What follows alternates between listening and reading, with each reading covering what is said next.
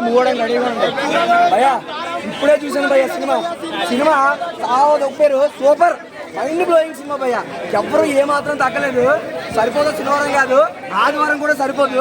ప్రతి ఒక్క cinema visuals highlight అయిపోయింది భయ్యా. చెప్తా సినిమాకి 5 పాయింట్లకి నేను 4 ఇస్తాను భయ్యా. పాయింట్స్ 4 3 ఎస్జే సూర్య కోసం ఇస్తా, మీద 1 పాయింట్ ప్రియాంక మోహన్ భయ్యా. చెప్తాను కదా సినిమా ఒకటే చెప్తాను.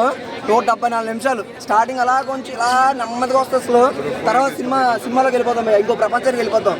సో సినిమా వచ్చేసరికి నానేది ఎస్జే సూర్య భయ్యా, డబల్ కాంబినేషన్. ఇద్దరిది ఏంటంటే వన్ మ్యాన్ షో అంటే ఎస్జే సూర్య అని చెప్పొచ్చు. మూవీ లాగుందని చెప్పిన వాళ్ళకి మనం ఏం చెప్తామండి, అర్థమైందా? ఇప్పుడు మూవీ చూడడానికి వచ్చిన వాళ్ళు లోపల థియేటర్లో కాన సీట్లకు వచ్చిన పంపించి చేసుకున్న వాళ్ళకి ఏమర్థం అవుతుంది? బాగానే అవుతున్నారు, ఏదైనా నవ్వండి ఒకసారి. మీరు అది. సో సినిమా వరకు మనం చూసుకుంటే మళ్ళీ చెప్తున్నా ఎస్జే సూర్యది వన్ మ్యాన్ షో.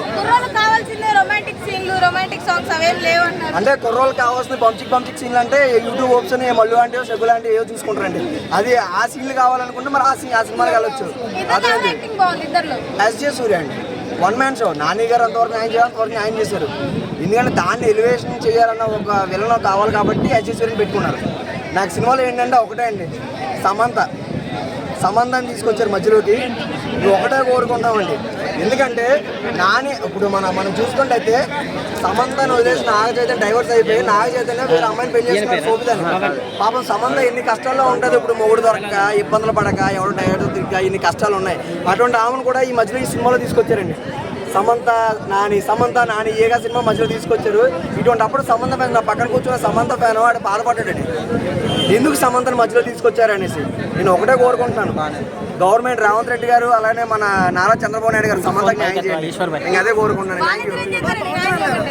ఏం చేస్తారండి పాపం అందరూ బంచిక్లు అనుకుంటే మీరు అన్నారు. సినిమా హిట్ ఆఫ్ ఫ్లాపా భయ్యా? హిట్ ఆఫ్ ఫ్లాప్ అని కాదు, సినిమాలా చూడండి. సినిమా అంతా రొమాన్స్ల కోసం వచ్చేవారు, ఆ బిట్లు వేరే ఉంటాయి. ఆ సినిమాకి వెళ్ళండి. ఒక మంచి ఫ్యామిలీ ఎంటర్టైన్మెంట్ కావాలన్న వారు మాత్రమే ఈ సినిమాకి రండి. అది కూడా one man show SJ Surya, that's it, అంతే.